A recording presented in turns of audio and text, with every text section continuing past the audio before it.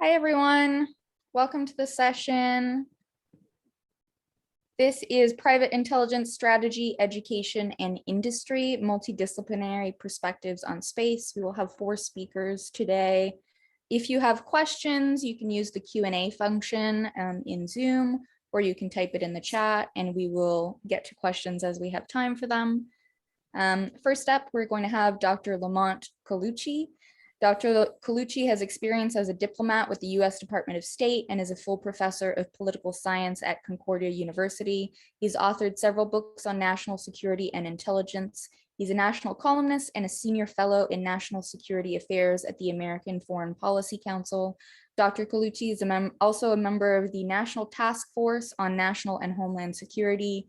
He is CEO and co-founder and senior consultant for Space Fund Intelligence and is currently under publisher's contract to write Space, Grand Strategy, and United States National Security. Dr. Colucci, go ahead.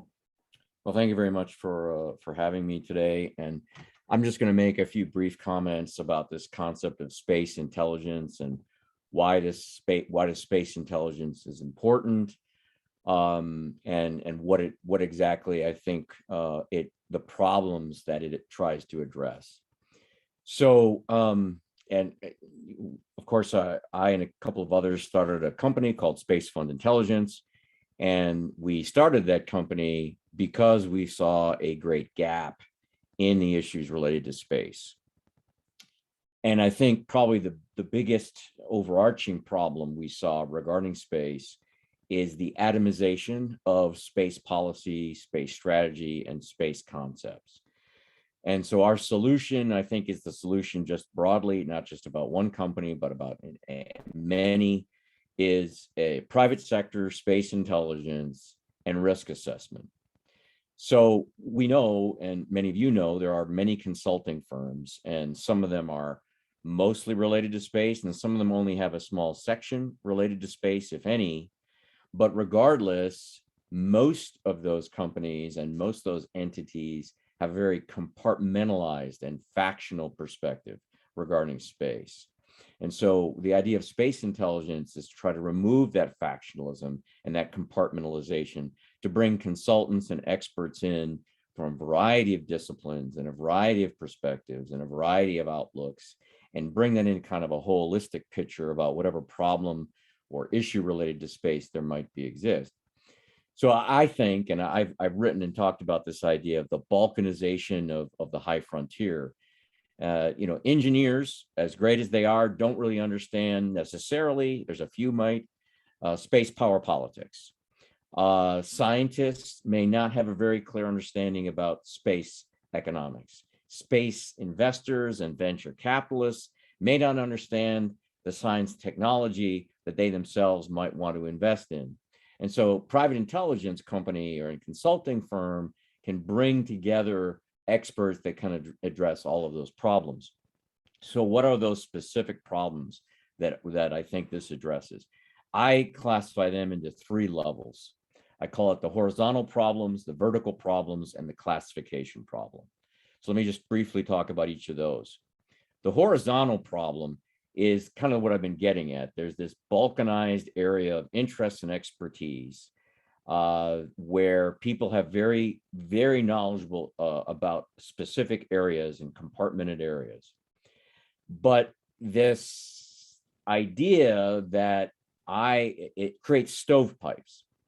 So the explorers and the scientists over here are addressing these problems, and the military strategists are addressing those problems, and the futurists are addressing another set of problems, and the new space entrepreneurs are addressing a 4th problem. And that's just naming 4 large camps, and we could talk about other camps as well. So that's kind of the big one. And within that horizontal problem, there's the balkanized nature of specialization. So we have people that focus on the propulsion problem, and people focus on the space medicine problem, or people focusing on the space law or the logistics or the strategy problem. So those are all the horizontal problems of stovepiping that exists. Then there's the vertical problem, which I would classify as my personal area of interest and hopefully what I try to bring to the table myself.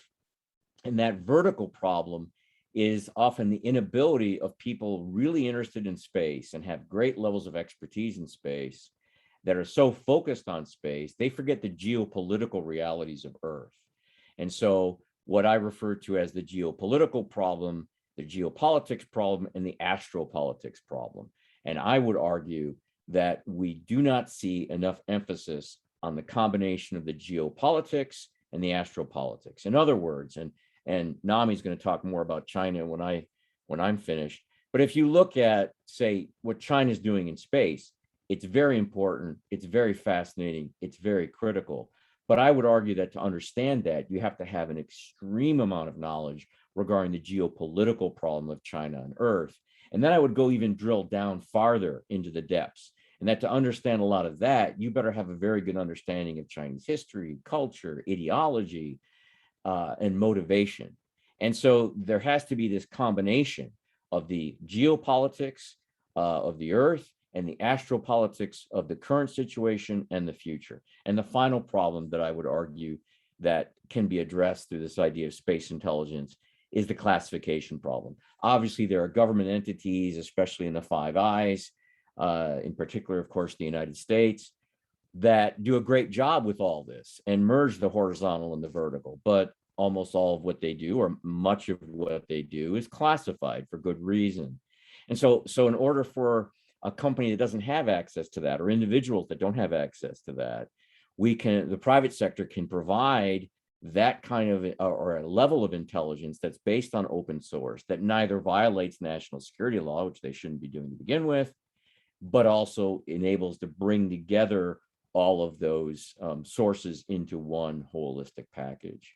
So again, if you look at a company, and I can just only use my own as an example, we have former ambassadors, we have engineers, we have venture capitalists, we have cryptocurrency experts, we have geopolitical experts, et cetera. We even have someone involved just totally in space medicine, and bringing those together. But that could be any company, it could be any consulting firm that could address these problems. And one of our rock star consultants is Dr. Goswami, who's going to be the next on the list. I'm going to hand it over to her after she gets an introduction. Thank you. So next we have Dr. Namrata Goswami, who is an independent scholar on space policy and consultant with Space Fund Intelligence. She was the subject matter expert in international affairs with Futures Laboratory, Alabama, and guest lecturer India Today class, Emory University. She worked as a research fellow at Institute for Defense Studies and Analyses, New Delhi, a visiting fellow at Peace Research Institute, Oslo, Norway, La Trobe University, Melbourne, Australia, University of Heidelberg, Germany, Jennings Randolph Senior Fellow, United States Institute of Peace, and was a Fulbright Senior Fellowship awardee. She was awarded the Minerva Grant by the Office of the U.S. Secretary of Defense to study great power competition in outer space. Her co-authored book, Scramble for the Skies, The Great Power Competition to Control the Resources of Outer Space, was published October 2020 by Lexington Press. Welcome, Dr. Goswami. Thank you, Tiffany, and let me just share my screen. So give me a moment here.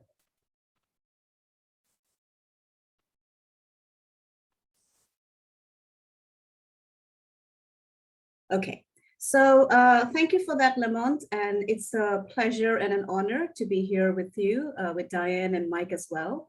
And so what I'm going to do in the 15 minutes that I have is to talk a bit about what Lamont has talked about in terms of how do you bring about a holistic picture of space that helps in terms of understanding not just space policy, but also space traffic management, space debris mitigation, geopolitics.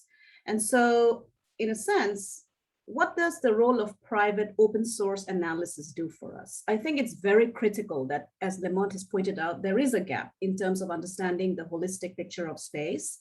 So there are a few things that open source private analysis and intelligence can do, which is that it can map the trends. So one way that you can actually anticipate what is going to come in the future, especially for space, which is so critical in terms of geopolitics and astropolitics, is to know what the trends are. So for example, what is the trend in terms of technology? Reusability, is it going to be a game changer in terms of bringing down cost? And if it brings down costs, what does it mean in terms of opening up space to humanity? Another important trend could be, what is it that other nations are doing? For example, as Lamont mentioned, what is China doing? Is China also having similar interest in space? Is there an ability to cooperate? Or is it basically mapping out space in a very different Communist Party-led system? The other important thing in terms of connected to that is exploring the ecosystem and explaining it. So one of the usual refrain I get, especially from the private sector, that is a very important actor today in terms of space, is that what is the ecosystem that they actually deal with, not just in the US, but for example, what is the ecosystem of the United Arab Emirates, which is actually investing in space and is actually calling out private sector from other countries to come and set up shop there. But if you want to go there, what is it that you have to deal with in terms of the regime, in terms of the laws, in terms of legislation? Because space is determined by national legislation and regulatory frameworks. So that's an example of what I mean by explaining the ecosystem. Geospatial intelligence, it's critical. For example, some of the intelligence that came on North Korea, especially its investment in missile technology, came from private sector geospatial intelligence, not just from government sector. In terms of what's happening in Iran, also, how do you verify a certain obligation that a country has with the Outer Space Treaty? Those are the ways that geospatial intelligence can play a role. Economic trends. So for example, how much is China spending? What is the return of China, for example, from space? What is India spending? What is the United States spending in terms of space? And what is the return? Country-specific analysis is very critical in terms of dealing with that kind of future. And then political analysis. Space is, after all, a political activity. We could think that it's just economic or technology, but policy and the regime in power determines what kind of policy and what kind of future a country is going to actually anticipate in space. So it is in that context, I thought it's critical, as Lamont pointed out, as to what is happening. So what exactly is the space discourse and where is it going? So during the Cold War, the space discourse was a lot about reputation, prestige, technology demonstration, ideology. States played a very critical role, and limited presence, which means going to the moon for 3 days and coming back, was what states aspired for. The post-Cold War era is different. States are not the only actor that actually has capacity to launch to space. You have private sector. On September 15th, we had the first commercial crew that launched to orbit via SpaceX. Before that, you had Blue Origin and Virgin Galactic. You have Chinese companies that are wanting to do similar activities. There are technological breakthroughs. One of the biggest breakthrough, I think, that has happened in the post-Cold War is reusability. So we don't really realize what a big game changer reusable rockets is going to be, especially if you have rockets like the Long March 9 of China, which the Chinese space scientists say they are working on reusability, and Starship that is going to lift 140 tons to low Earth orbit and beyond. Permanent presence and space resource utilization is a very critical part of the new discourse. So it's not just about going somewhere for a few days, it's actually establishing permanent presence. China and Russia just signed an MOU that wants to establish a research base on the moon by 2036. The United States space strategy under the former Trump administration talked about permanent sustainable presence on the moon by 2028. The other important conversation is renewable energy from space. The United Kingdom just supported an idea which has been around for some time called space-based solar power, basically drawing up energy from the sun in space. The US has a limited program on that in the Air Force Research Laboratory and the US Naval Research Laboratory. And China has the first state-funded program on space-based solar power. The moon is becoming extremely critical in terms of conversations today. It's not just Apollo type mission, but it's Chang'e type mission, where you have robotic missions that go first to explore the lunar surface. And then that is followed up with human missions. Now, there are 5 international space treaties, which are critical in terms of how everything is regulated. So one, of course, is the Limited Test Ban Treaty in 1963 that does not allow states to test nuclear weapons in the atmosphere. And so that's a very critical treaty in terms of weapons of mass destruction in space. You have the Outer Space Treaty, which repeats a similar concept, which is that you cannot test or place weapons of mass destruction on any celestial body. Space is open to all mankind. Space cannot be appropriated, which means you cannot have sovereignty. But then it leaves out a lot of other concepts that are becoming important today. For example, utilization of space resources. The 1968 Rescue Agreement. So it's an obligation of states that if astronauts of any country, even if it's an adversary, is in trouble, you are obligated, if you're a signatory, to come to their rescue. The 1972 Convention on International Liability for Damage Caused by Space Objects. So that's a very critical document. And these are treaties which are already signed and ratified and mandated by several countries. And then, of course, the 1979 Moon Agreement, which does not have too many states that signed on to it, only 18, compared to the Outer Space Treaty, which has 110. And so in the context, what you can see is that it's getting more and more difficult for states to come to a consensus on several of the terminologies that states use in regard to space. You have non-binding principles, for example, the China-Russia Treaty on prevention of the placement of weapons of mass destruction. This is basically in the conversation stage. It's not yet become a treaty, but it's out there. The European Code of Conduct, since 2008, to actually regulate activities in space, especially because we have the launch of several satellites. I think the most important document out there is the UN report by a group of governmental experts on transparency and confidence building matters, followed by the guideline for long-term sustainability of outer space activities. Now, why is responsible behavior of interest? Before I quickly go into geopolitics, I think responsible behavior is becoming of interest because the future is not the limited satellites you had during the Cold War. There are going to be thousands of satellites in low Earth orbit, including Starlink and China's navigation system. You have multiple space actors today. You have the problem of space debris. Space traffic management. There is no international body that regulates how spacecrafts are actually maneuvered in space. And what happens if one aircraft comes very close to another? You don't have an international body you can go to for dispute resolution. So rendezvous and proximity operations, again, an important factor that's becoming critical today. Anti-satellite tests. And of course, the United States declared space as a warfighting domain with the establishment of the Space Force. And now China has also declared space as a warfighting domain. So this is not different. The air, land, and sea are already seen as warfighting domains. So space is now included in terms of that military national security concept as well. Now, the other critical importance is dual use technology. Private companies can have rendezvous and proximity operations for in-orbit fueling, but the same technology can also be used to grab a satellite, to blind a satellite. So there are these concerns that are there.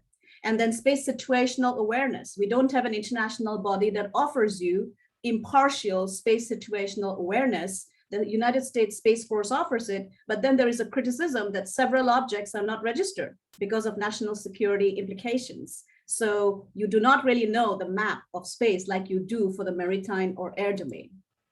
Now, it is in this context, in the last 5 minutes that I have, what I'm going to do is I'll talk a bit about US, China, and then I'll end with a few slides on what's critical. So the United States actually in the last few years have put out several documents on space legislation. For example, the Commercial Space Launch Competitive Act 2015 that enables American citizens to possess a particular, for example, an asteroid if they go there first and get it. But they also say that it's the sense of Congress that the Department of Defense needs to come to the support of an American citizen in case something goes wrong under the obligation of the International Outer Space Treaty. They also have documents like the US Space Force Doctrine that talks about how space is very critical for humanity's prosperity and security. And so the Space Force sees itself as actually a defender of space, freedom of access to space, as well as self-defense in case an adversary escalates in conflict. Now, China's conception of space power is extremely critical too, as Lamont mentioned out. So in terms of Chinese idea of what space means, basically a book called The China Dream puts that out. And so the argument given by some of the PLA Strategic Support Force official is that space is seen as a warfighting domain and space is seen as an influence mechanism. So you can actually use space for informization warfare, as well as a domain where you can influence someone to do something they don't want to do.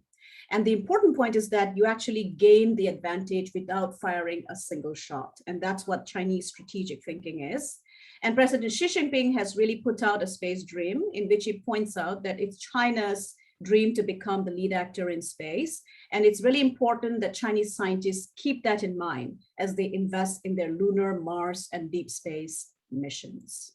Some of China's long-term space goals are critical because they're not just about satellite launches, they're not just about sending humans to the moon, but actually becoming a critical actor in space-based solar power by 2050, lunar and asteroid mining, establishing permanent presence for access. And what is critical is that their space program is a civil-military fused program. So there is no division between civilian and military funding.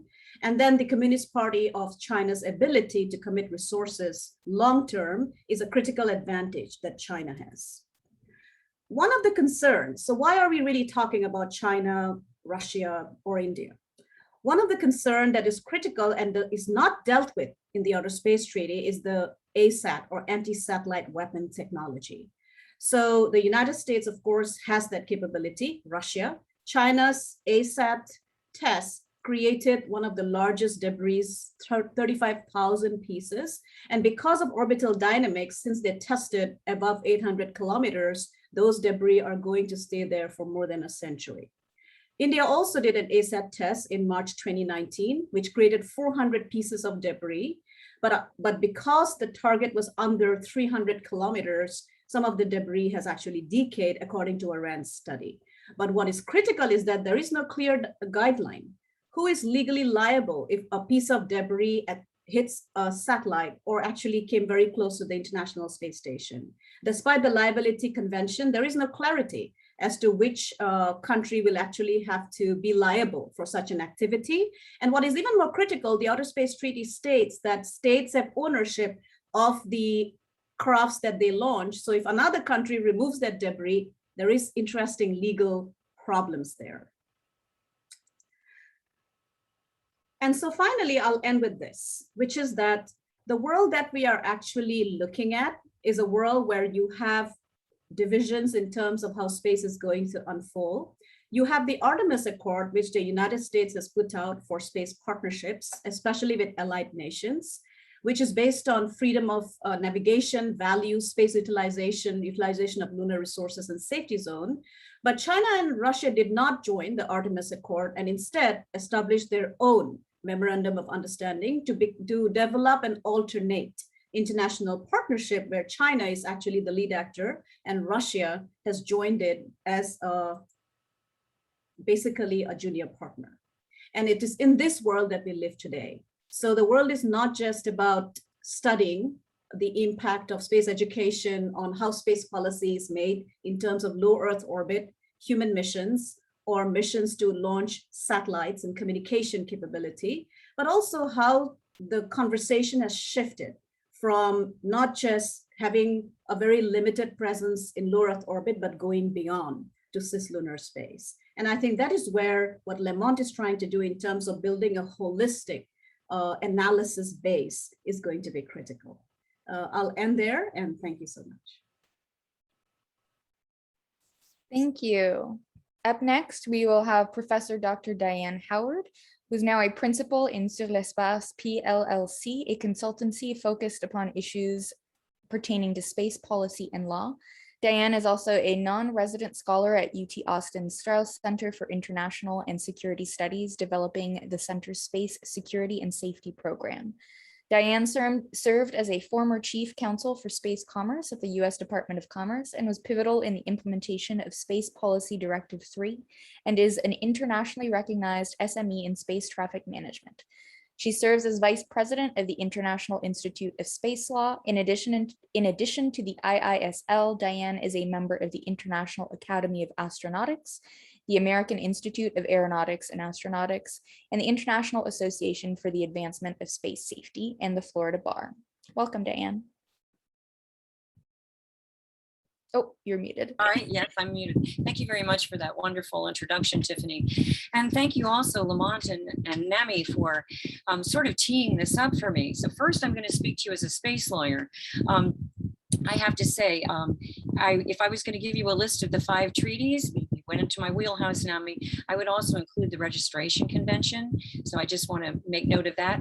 And I also have to say, as I agree with you, the GGE report on TCBMs, or transparency and confidence building measures, is of significant importance, but it's also incorporated into the 21 guidelines for long-term sustainability. And so I would put that at the top of my list. So now I'm going to switch hats, and I'm going to talk to you a little bit about my experience as an educator and the things that some of us in space education have been doing to try to address some of the complications and situations that Lamont in particular was discussing, and how we actually tackle some of the very complex situations that Nami really did map for us very beautifully.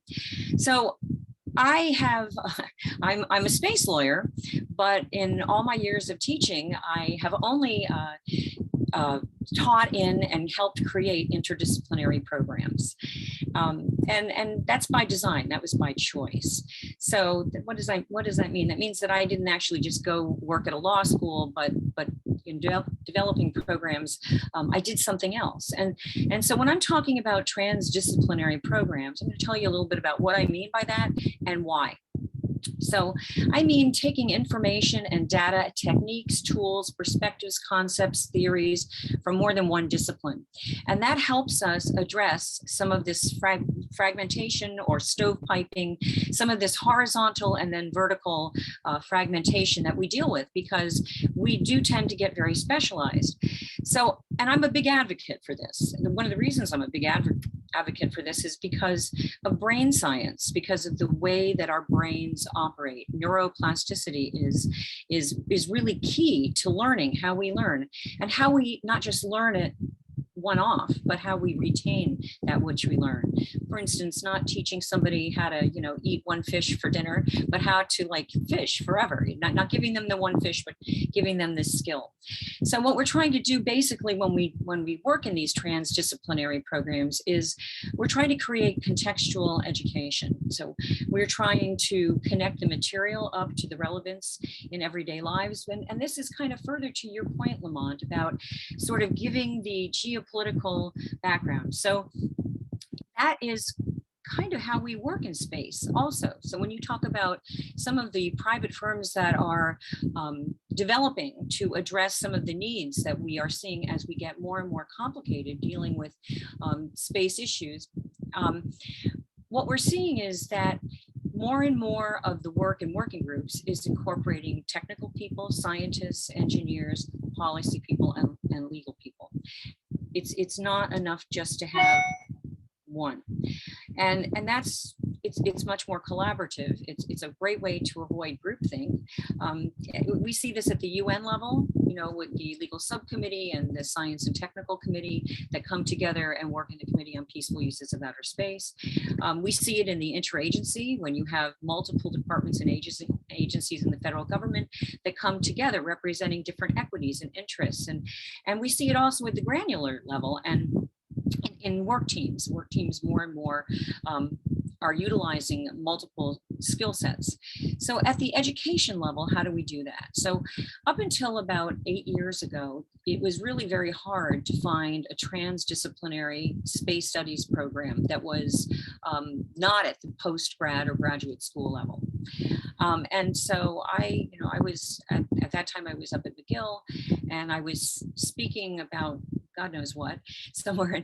There was a person in the audience who had just gotten approval at a university in Florida to put together a program that would incorporate both technical and also policy. It came out of a conversation with then director at Kennedy Space Center, Bob Cabana, who was identifying the fact that there was a need for technical people that actually understood what export controls were and why.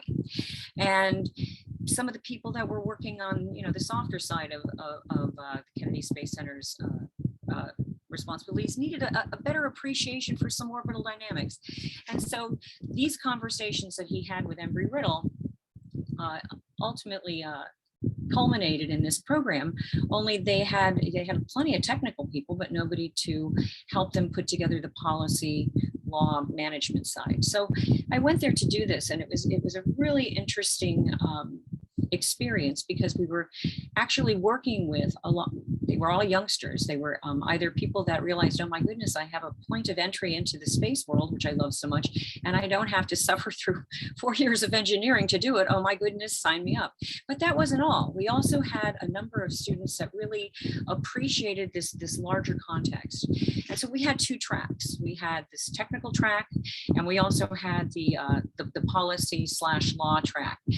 But we had at the core, at the foundation of the program, courses that we thought they would all benefit from. And those included contextual courses like the history of space, law, and policy. And there was a lot of resistance from some of the more linear thinking technical students to some of this. However, ultimately, they really ended up with a much bigger picture. After some years there and many successes, many of our students, we either turned some of those technical students to policy students, or turned some of the policy students to technical students.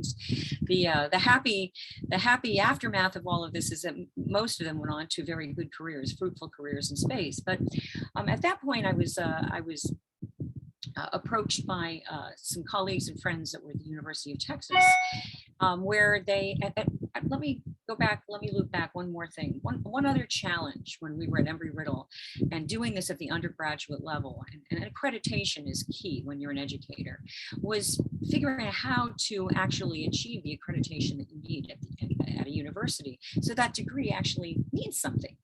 And so, I got some grants and did some studies, and we ended up putting our thinking caps on and figuring out how to take the existing accreditation objectives and expand them so that they would include things that were relevant or pertinent to space studies. And we were successful in being able to do that. I'm happy to report. So from there, I went over to the University of Texas, and we decided to translate some of those same lessons learned, but at the law school and graduate school level. So we've been putting together a program there.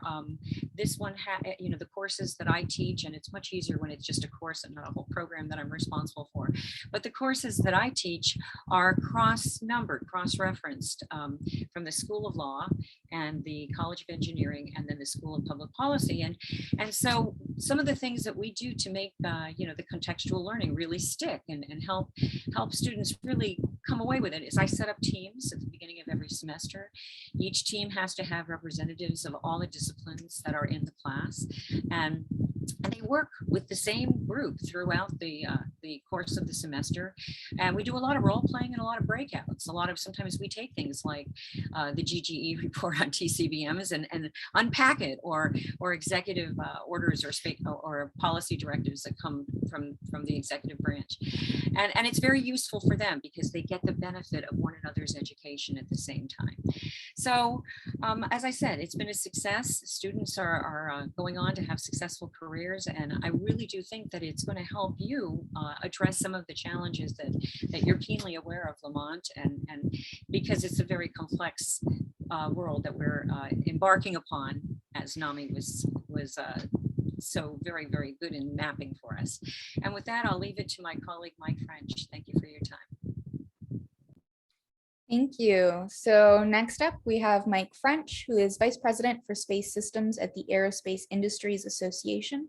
As the lead of the Space Systems Policy Division, Mike works with AIA's membership to advocate for policies, regulations, and investments that ensure American leadership and strong industry partnership across the civil, commercial, and national security sectors. He previously served as the Senior Vice President for Commercial Space at Bryce Space and Technology, a market analysis and management consulting firm where he advised major aerospace industry clients on management, policy, and investment decisions. Mike has also held several federal government positions, most recently serving as NASA's Chief of Staff, advising the NASA Administrator, White House, and other government leadership on national space policy issues. He received NASA's Distinguished Service Medal for his service. Welcome, Mike. Great, thank you so much. I'm glad to be part of this panel. And we'll start off by just offering the audience, very interested in your questions, and I will get those to you soon. And from two areas where I hope I can address questions if you have them is, one, what is industry thinking about now? Sort of what are those big challenges, or what are the questions from either a policy or a business standpoint that industry is facing today? And two, where if you might be interested in this as well, is if you are working in industry or want to work in the space industry, what are some of those jobs and careers look like? And so happy to talk about that as well. But I'm going to stick in the first one, stick in that first area to begin with. So what do I do? And thank you very much for the nice introduction. But to take a step back, I represent about 300 companies that work in the aerospace supply chain. That's everyone from large integrators to very small family-owned businesses that build components that end up in aerospace systems. And so my job is to take a look at what's going on in the space policy world and think about how we can advocate for either policy changes or budgets or things that could help that industry succeed. And we are certainly at a very interesting time now. And you have several different factors that have come together that have made space such the big deal it is, right? One, it's just fun, right? Space is interesting. It's in its own right, just exciting, right? There's part of, I think, the space community that aligns very strongly with that of an 8-year-old. And I think none of us will have lost that. And maybe that's our problem, or maybe that's, our special power. But a couple of themes that have gone on just over the last decade that make space so interesting, right? So one is there's a very real private sector financial interest in the space sector. The causes of that are a separate discussion. We can get into that if you want. But essentially, you've seen around, depending on how you count, about $30 billion of private investment going into the space sector since about 2000, right? So some pretty real money. You've also seen some very significant government expenditures in the area. And a lot of attention gets driven to the civil space, sort of your NASA activity in this area. But what you can't forget is you have incredible amount of national security space spending globally on space activities, as well as quite a bit of activity on science exploration and things like understanding our Earth and weather systems, right? A very real area of activity that's incredibly important to our daily life that sometimes gets forgotten about the space aspect of that and how important it is. So as our scene setter, what are some of the more day-to-day things that I think about or that as industry we talk about? This is certainly more from the U.S. perspective, and there's global aspects to all these things as well, and can dive in as well. But I'll give it from the U.S. perspective, which is the one I know the best or deal with day to day.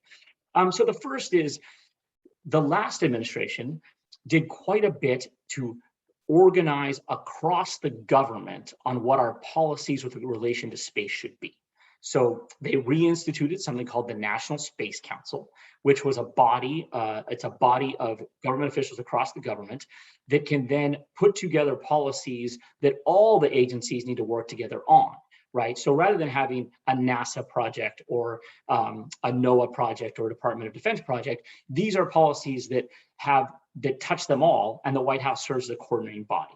So something that industry was very interested in is ensuring, when a new administration came in, ensuring that this framework and this idea of these cross-government policies remained in place, and they did. So that was an area of successful advocacy. The next step now is, now that the Biden administration said we're going to keep this structure, we're very interested in having the Biden administration confirm that the policies that were in place remain. And if they're not in place, to let us know where they're headed, right? From an industry perspective, that certainty is incredibly important to the decisions we make and the risk calculations we make.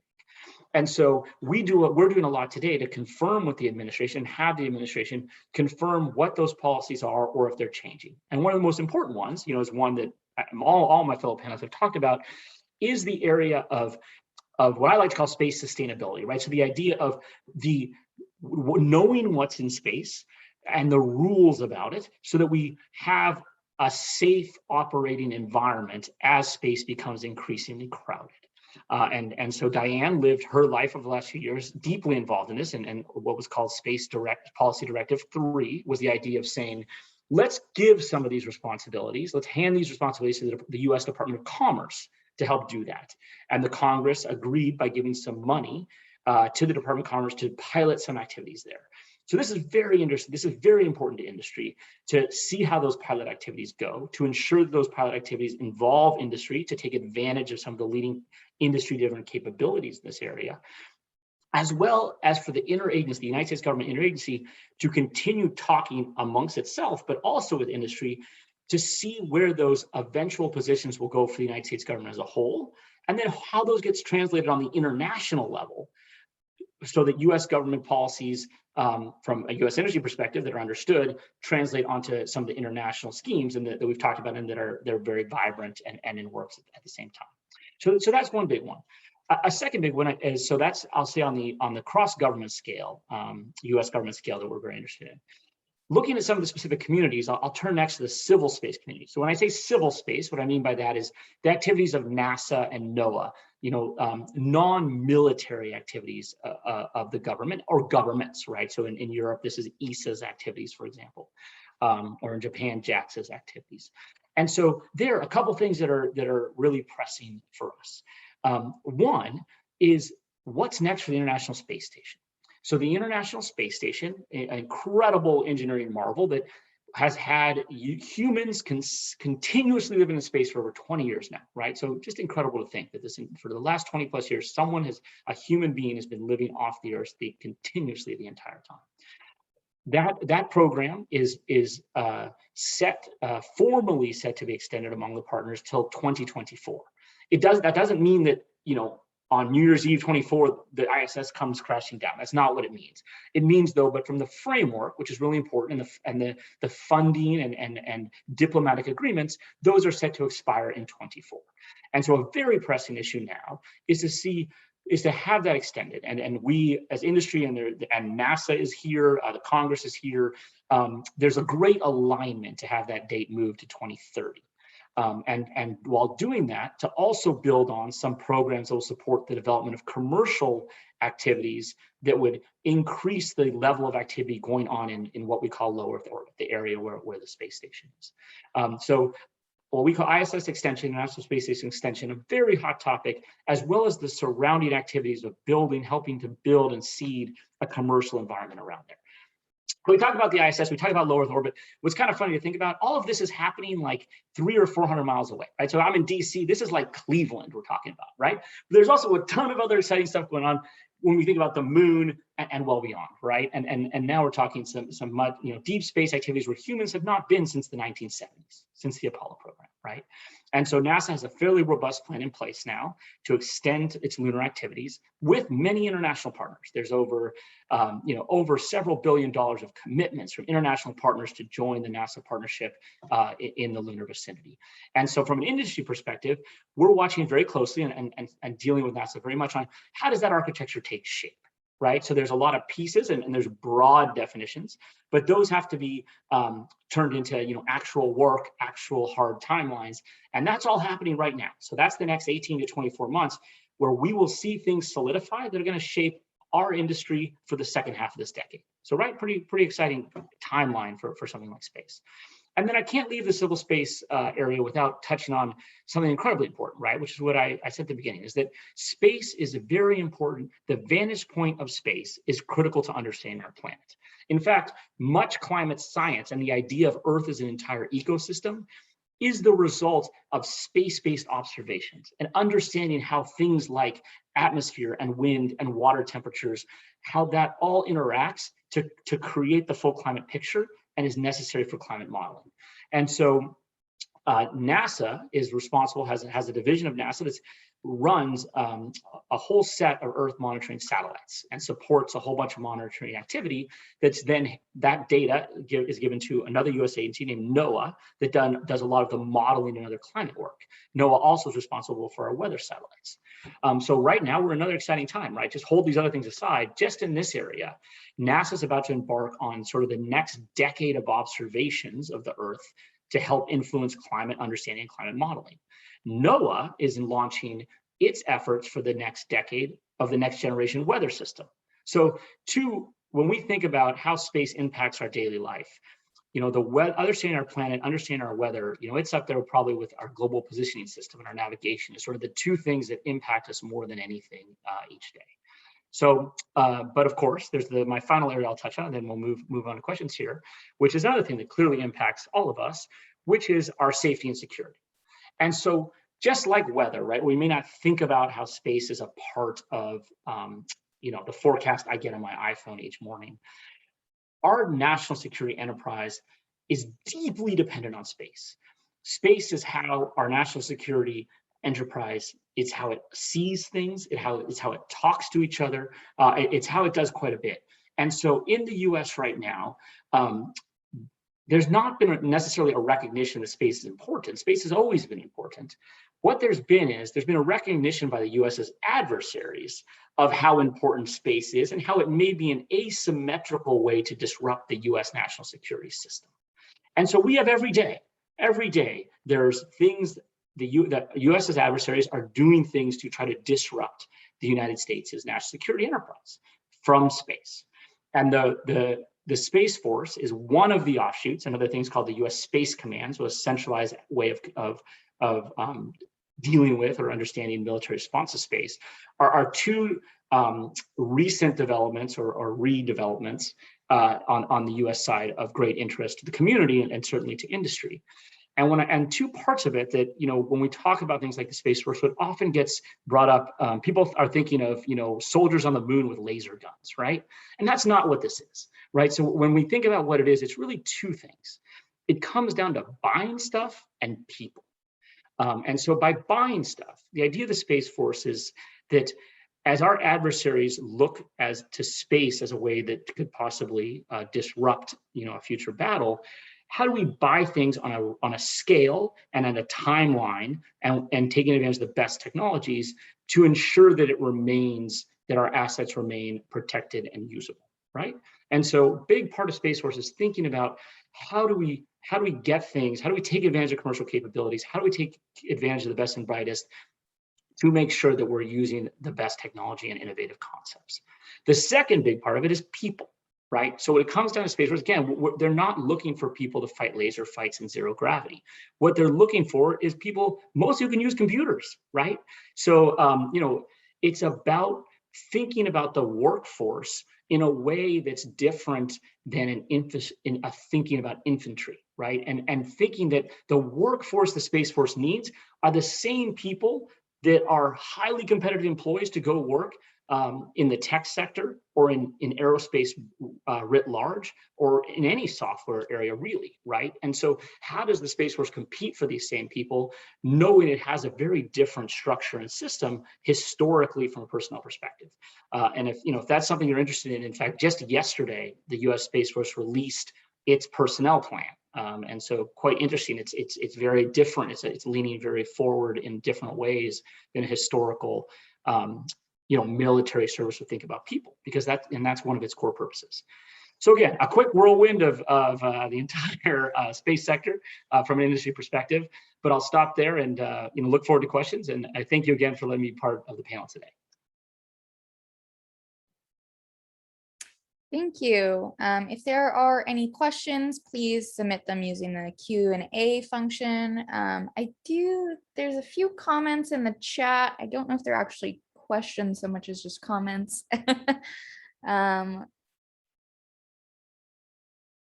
Let's see. I'll give a few seconds for people to type any questions if they have them.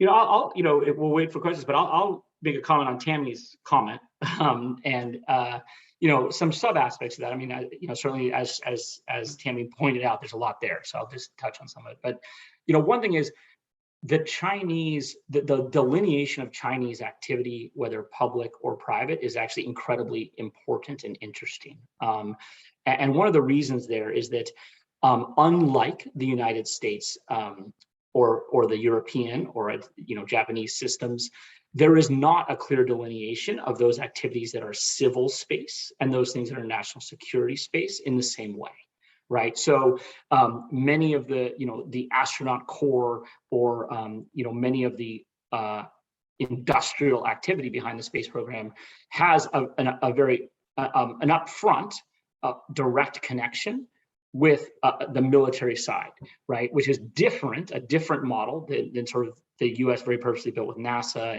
and the Europeans in many regards, to say, you know, these are scientific endeavors, these are very purposely open, transparent activities by their nature and for the benefit of sort of all, right? So that's a very interesting aspect of global cooperation in space, both from a diplomatic standpoint that I know my panelists probably can tell you all a lot more about, but from an industry standpoint, it's incredibly important because it shapes many of the trade laws and how we do business as US entities, both within the US, but also with our allies and with different sort of tiers of other markets based on this differentiation of the same technologies possibly having military type uses. So again, a tiny bit of the comment, but I'll stop there.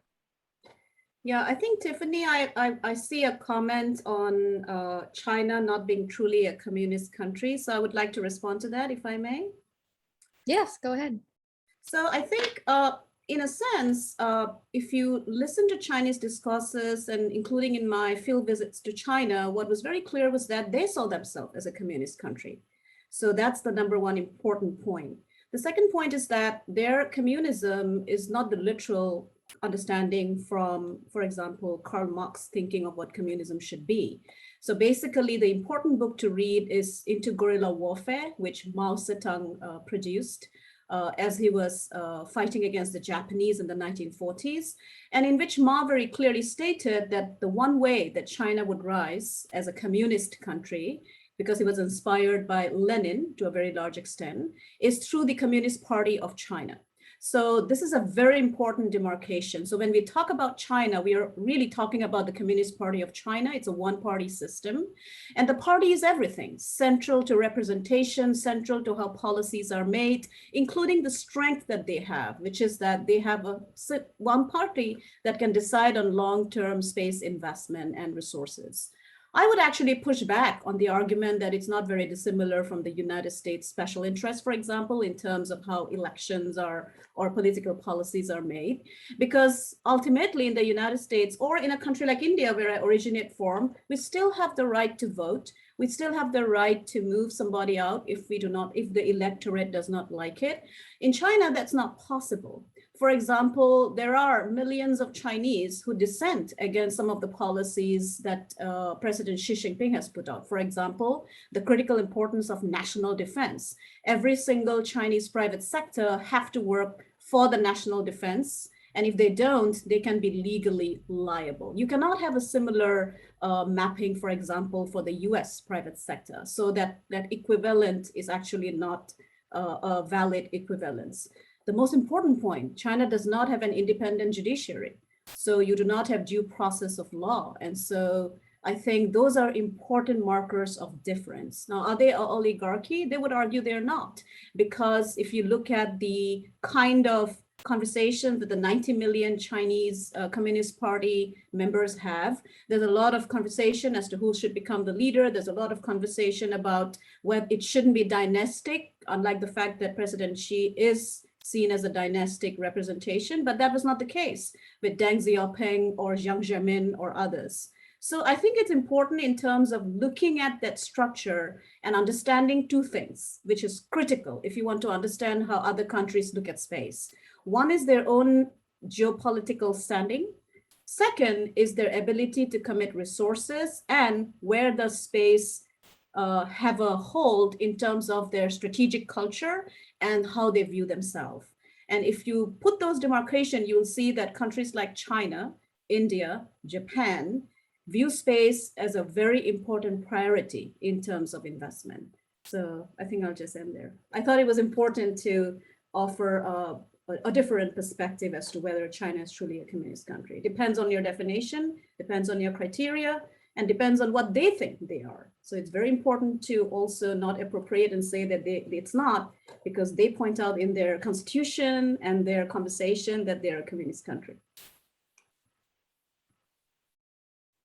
We have a couple And if questions there's that no are. question, is there a question? Or otherwise I wanted to back up some things that Nami just said, but if there is You a can, question, we I'll have take it. plenty of time, so if you want to speak on that, you can go ahead and then. Well, have no, some- I mean, Nami couldn't be more right. And I think another thing that I think a great example of the disconnect between a lot of the space people, especially in the private sector, some of whom have some stars in their eyes about dealing with China and the potential for markets there, is they do not understand what Mike just talked about, that there is no delineation between the private sector and the public sector in China. But more than that is the Communist Party in China, and this goes farther back than Xi Jinping. You know, if you look at Jiang Zemin, he attempted to take Chinese Confucianism and use the overly nationalistic aspects, Neo-Confucianism, in an attempt to create a very aggressive foreign policy stance. And so one of the things that where I argue about the geopolitics and the astropolitics is where can you find templates on the earth for state behavior? So one example, of course, is if you want to see what China will likely be like in cislunar space and on the moon and beyond, is to look at their actions in the South China Sea. That is how you can see the template of Chinese actions in space. I would argue that if you want to see Russian actions in space, look at Russian actions in the Arctic, and that will give you a template of Russian actions in space. So there's a depth here to geopolitical imperatives that transcend over multi-generations, sometimes going back into centuries. If you look at Russia and Chinese foreign policy, just to name those two, we could talk about Japan and others, but our potential adversaries that go well beyond the issues related just to space. And the party is supreme in China. It brooks no dissent. It is engaged in a massive persecution of Christians, especially house Christians in China, a massive persecution of Muslims, obviously in places like Xinjiang, in particular the Uyghurs. And that serves as a great template looking into Chinese state behavior to people in general, to human rights broadly, and to the world and beyond. But that, I just wanted to make some comments that backed up what Nami said, and also Mike. Thank you. Over. Thank you. So we have a few questions that are coming in through the conference app. So first, how can we diffuse colonistic thinking, cultural stovepiping, when it comes to the nationalistic tendencies of acquiring space dominance? I can, if I may, I can go first on that. So it's interesting. The question itself leads to certain answers, right? So how can we basically not have that kind of mapping that was there during the 18th or the 17th or the 19th century, where colonization was a critical component of how states behaved and how that impacted, for example, the country I come from, which is India, which was actually one of the biggest cases of how economic exploitation also happened. I think what is important to realize is that today you do have a world where you do not have a similar empire-based countries, for example, which the United Kingdom was, or France, or Europe in a large context. And so some of the activities that the private sector, for example, does, I know there are words used, for example, like colonization or colonies, build colonies, but I don't think it means the similar kind of attributes that you can hold, for example, to the East India Company. The members of the East India Company is not someone that Elon Musk can be equated with because he uses the term, for example, Mars colony. Now, coming to the more critical question, can that be utilized for bringing down nationalism in space, given the fact that space is seen as a global common? I think if you look at the several programs that exist today, for example, state is still a very state-funded, space-directed activity. Nationalism still remains a very key factor. For example, when India went to Mars for the very first time, I was there in the streets of Delhi. The nationalistic fervor was immense. But you know what is interesting is that despite that nationalism that people felt, or the patriotism, it was still seen as something that could forward humanity's capability in terms of going to the sky. So because there is this juxtaposition of space being inspirational, some of the activities, despite their nationalistic fervor, can actually bridge the gap. So nationalism is not necessarily a bad thing because it can help in bringing funding and focus on a particular activity that needs to be developed. For example, poor countries do not have satellite internet. You can actually invest in that. And yet you can also have it become more than just nationalistic goals and developments. That's it. Thank you. If I could jump in here, so I don't dispute that there are national interests that are definitely at play in how sovereign states invest their resources into the civil and also the security sides of space. However, I would say an antidote to thinking that it's completely nationalistic and doesn't go further in a more evolved way would be to go and spend some time as an observer on the floor of UN COPUOS, because international cooperation is still very bedrock. So I know that some people do speak in terms of colonization, but I would say that as you get into some more diplomatic circles, more of the conversations are about settlement, and there's a mindfulness and an awareness of the sensitivity of some terms of art and terminologies, because we're not looking to replicate mistakes made, only to learn from the lessons that we learned. And so that I would invite people to, at the very least, do a little bit of a dive and learn what's being done at the international level, because even addressing some of the responsible behaviors is done in a collaborative fashion, and it's done. There may be national interests, but there's also international cooperation, which relies on those national interests. And as an example of this, I will offer to you the fact that at all of the sessions at COPUOS, there's a lot of pride, and it's even created a time management crunch when all of the different member states have their technical presentations and they present to the world, the scientific, but also the diplomatic communities, the things that their countries are doing in space that they're proud of. And there's an awful lot of sharing and helping. Mike brought up the ISS, the International Space Station, and that is probably the premier example of international cooperation. Over.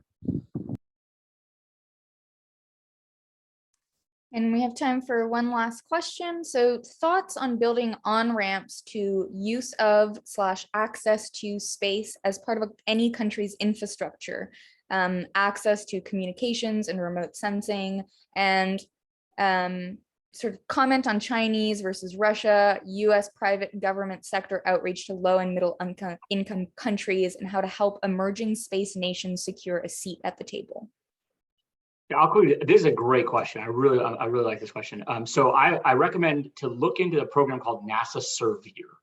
And Surveyor is this program at a NASA Earth Science Division that partners with different areas of the world to build them the infrastructure and train the people, most importantly, to take existing earth science data and then use it to make local decisions about things like agriculture, urban planning, those kind of things, right? I think that model should be everywhere.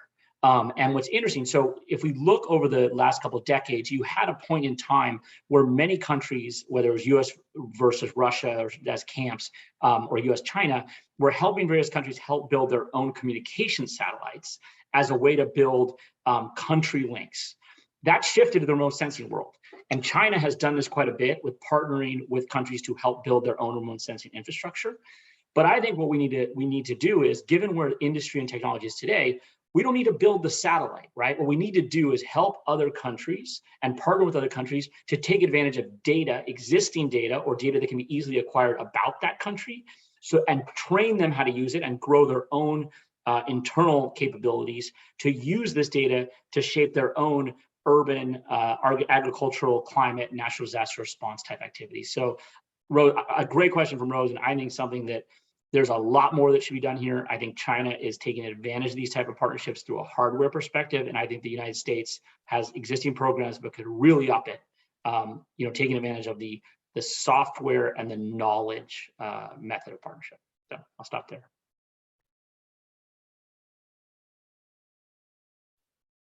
Yeah, I guess I'll make a comment. And maybe it kind of combines a couple of the questions that we've all seen. I've written myself a number of articles about the issue of great power conflict in space, and Nami's written a book that deals with this as well. And I think, you know, we have camps in the space community, one of which is a very idealistic camp that for some reason, out of wishful thinking, believes that space will somehow be immune from human conduct, and including national conduct. I mean, there's literally no basis for that reality. I mean, there's just none. It's wishful thinking. It's nice to think that somehow this sanctuary space or space will be a sanctuary exists, but it won't. National interest will predominate space. So the real question for the world, and in particular those of us who believe in what are usually called liberal values, in the classical liberal sense of life, liberty, property, and limbs, as John Locke put it, is that there will be either an international order that is based on Western civilization values of life, liberty, property, and limbs, or there'll be a dark version of that. That's it. Two choices, not three, not four, not six, two. Binary. That's it. We can talk a good game about anything else, but in the end of the day, that's it. So the United States will either lead that democratic vision, which includes the things such as human rights and elections and privacy and private property and all of those things. And Space Force will be the protector of those things with our alliance partners. Or we will see a space dominated by the darker side of things, mainly China and Russia, but possibly others as well, and their sub-partners. So it's wonderful to talk about a lot of these things, but I think at the end, you know, we hear, you know, maybe we hear ideas, you know, talk about colonialization or Western imperialism and things like that. The American situation is such that either we will project that stability and peace, or others will fill the vacuum. And I would highly encourage those of you who are listening to look at the U.S. Space Command's Space Futures Workshop report #1.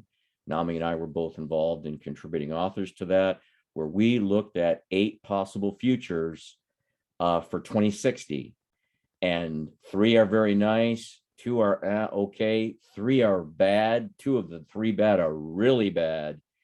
And the ones that are good are all based on an American-led liberal order that projects these issues, our values into space and beyond. Over.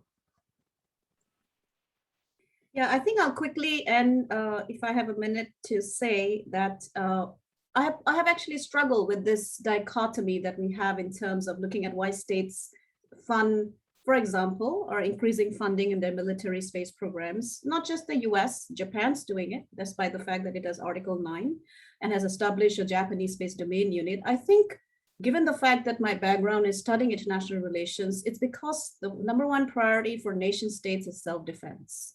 And space plays a very critical part in self-defense. And states are held responsible if they are not able to provide for security for their own citizens first. And I think that is why sometimes I think, in terms of the hypothesis I have, is that why is it that states are not signing on to safety documents, for example, and prioritizing security instead?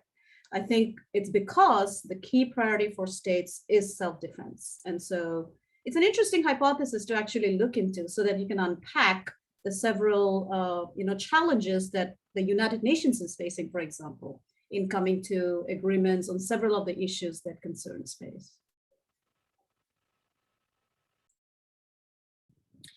If I might add, though, even looking at this dichotomy and a binary choice, that does not preclude international cooperation. And that does not preclude allowing for and including multiple national interests. All right, and we are at time now. So thank you all of our speakers and for everyone who attended and asked questions. And I hope everyone enjoys the rest of the conference. Thank you. Thank you, Tiffany. Thanks all.